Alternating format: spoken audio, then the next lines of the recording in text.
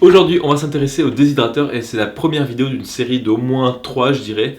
Et là, on va voir si on prend un aliment, un ingrédient, on le met dans le déshydrateur, on attend et on voit si on peut le manger directement. En gros, là, c'est un petit peu l'objectif aujourd'hui. Les autres vidéos, ce sera plutôt on déshydrate quelque chose et on va s'en servir après dans une recette. Et troisième vidéo, c'est le déshydrateur va permettre de faire la recette. Voilà, je reste un petit peu vague, comme ça me laisse un petit peu de marge de manœuvre et ça laisse aussi du suspense. Voilà, je vous laisse à la vidéo. Dans la série Est-ce qu'on peut déshydrater? Des nouveaux tests. Donc là j'ai de l'ananas en boîte qui était en morceaux avec des morceaux de poire, de l'ananas sur cet étage, ici patate douce citron, normal, ici œuf patate douce. Voilà, je me suis dit pourquoi on déshydraterait pas un œuf. Et en dessous, je ne vais pas soulever parce qu'il y a l'œuf qui est juste au-dessus. Et en dessous, il y a un étage de champignons coupés en deux. Champignons de Paris. C'est peut-être pas forcément les meilleurs champignons à déshydrater, mais pour tester, je ne vais pas risquer grand-chose en prenant des champignons de Paris. Alors, on va tenter pour l'instant 11 heures, température 45.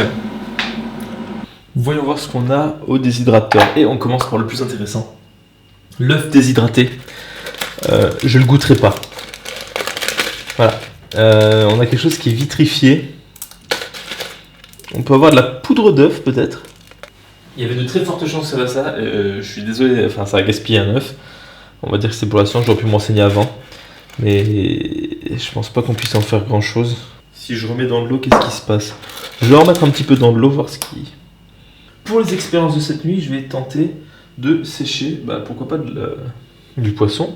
Hein. Donc là, c'est des filets de merlan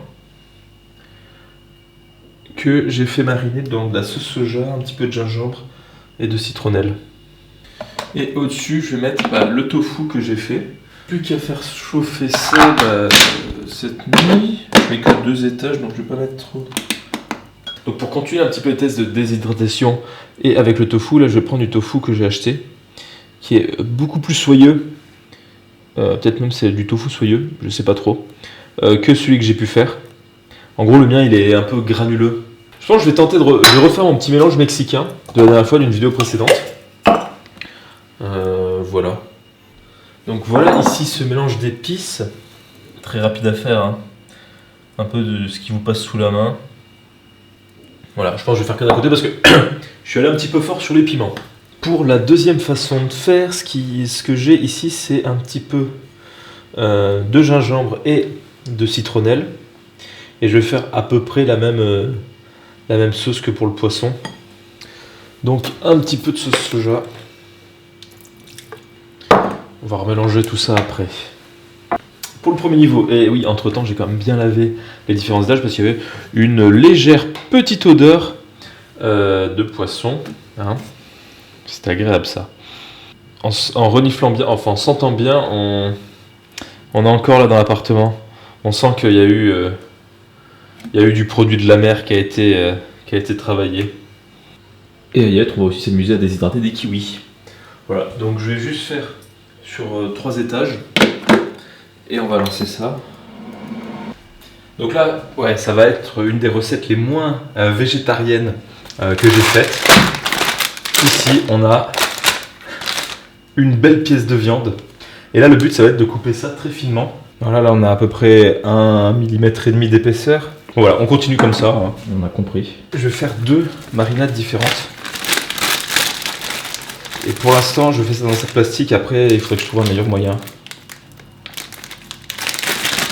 On va essayer de faire moitié-moitié. Et on va partir sur une petite marinade à tendance asiatique. Enfin, tendance asiatique vite fait, hein, avec c'est surtout le gingembre qui va faire ça. Gingembre sauce soja. Pareil avec le piment. Là, ça va peut-être être un peu fort. Mais bon. Que je me gratte pas l'œil dans les 5-10 prochaines minutes. Dedans, je vais mettre un petit peu de sucre roux. Et de la sauce soja. Et là, il faut se débrouiller pour que ça aille de partout. Hein.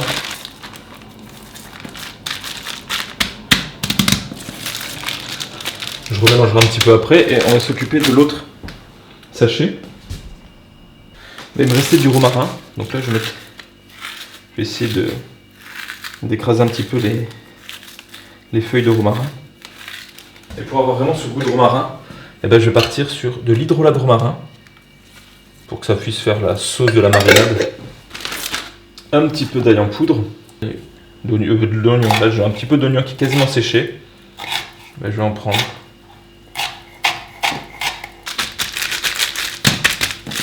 Mettre ça au frigo. Et je remuerai tout à l'heure et ce soir on sèche. Et là on va juste essayer d'étaler ça le mieux possible. Hein. Voilà. Donc là, c'est plutôt bon. J'ai bien compacté. Il y a les deux parfums différents.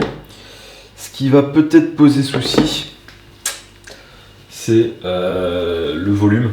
Il y en a quand même beaucoup. Il y a 800 grammes de viande. Et là, je vais tout faire péter à fond. Hein. Voilà un petit peu tous les résultats de la déshydratation pour l'instant. Sachant que cette première étape, c'était vraiment déshydrater un produit brut et le goûter comme ça. Donc là, les fruits, les trucs bizarres, donc un peu de champignons, du tofu, le poisson, ici, j'ai laissé dans un sachet plastique pour l'odeur, et la viande, j'ai laissé dans un sachet plastique pour la conserver un peu mieux, pas laisser à l'air libre. Je me dis, ça peut être, je sais pas exactement, mais c'est possible que ce soit un peu plus dangereux que juste des fruits séchés. On va goûter tout ça, c'est l'heure du goûter. Voilà, je vais commencer peut-être par le salé, histoire de finir plutôt bien. Je vais commencer avec le poisson, parce que c'est peut-être celui qui aura le goût le plus fort. Je sais que c'est celui qui aura le goût le plus fort. Juste après, j'ai un cours particulier. Donc j'aimerais bien ne pas avoir ce petit... Ouais, non. Ça sent les crevettes séchées. Ça me rappelle un type de soupe chinoise qu'on mangeait quand on était petit. Et les crevettes séchées, ça a cette odeur-là. Je pense qu'il faudrait le couper en petits morceaux. Et justement l'utiliser dans des préparations. Et je garde ces petites idées pour une prochaine vidéo. Comme ça en snacking. Non.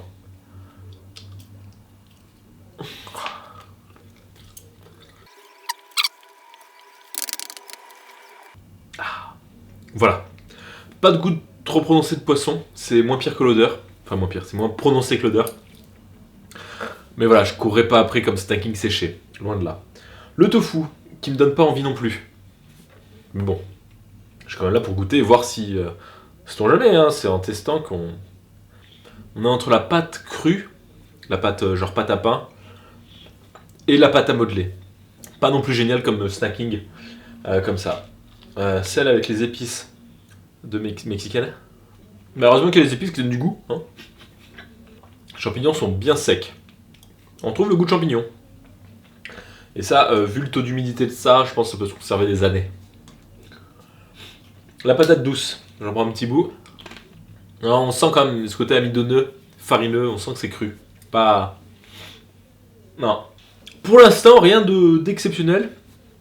En tout cas, pas comme ça. Je pense qu'on peut réutiliser les champignons, poissons, oui. Le tofu, on oublie. Je pense que sécher, c'est pas nécessaire. Mais là où ça va mieux, et pour l'avoir goûté, pour l'avoir fait goûter, pour avoir fait plusieurs tests, cette viande séchée. Donc là, épices romarin. C'est super en snacking. Moins gras que le saucisson.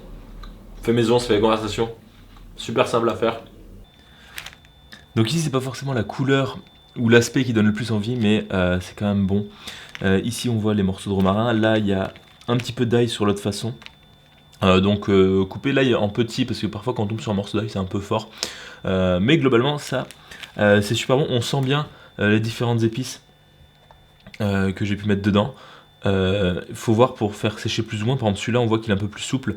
Il est un peu moins séché que par exemple celui-là, qui est un petit peu cassant. Je dirais pas comme du carton, mais c'est un peu l'idée. Voilà. Pour l'instant, c'est vraiment la découverte avec ce déshydrateur.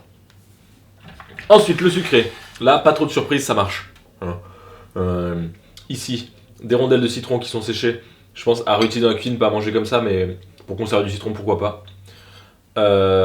Les pommes, ça marche. Je vais tester les fruits de saison après pour l'été. Mais là, c'est de la poire. Ça marche, ça a le goût de poire. Petite poche en snacking, c'est parfait, ça se conserve. L'ananas, c'est plus concentré en goût, c'est plus sucré. Hein. On est entre le fruit et la pâte de fruits un petit peu. Ça colle. C'est pratique pour faire un petit assortiment peut-être de fruits séchés comme ça, comme snacking, ça peut être pas mal. Le kiwi, eh ben, c'est un goût de kiwi. et ça sèche bien. En tout cas, les fruits, il n'y a pas trop de surprise, ça marche. Hein. Donc là, les fruits, super. La viande, à tester, évidemment si vous mangez de la viande. Hein. Le tofu, on oublie. D'autres petites choses qui pourront être réutilisées dans des préparations, et ça, ce sera sûrement la prochaine vidéo ou celle d'après. Moi, je vous dis à très bientôt, et pour ceux qui sont en vacances, je vous souhaite de très bonnes vacances.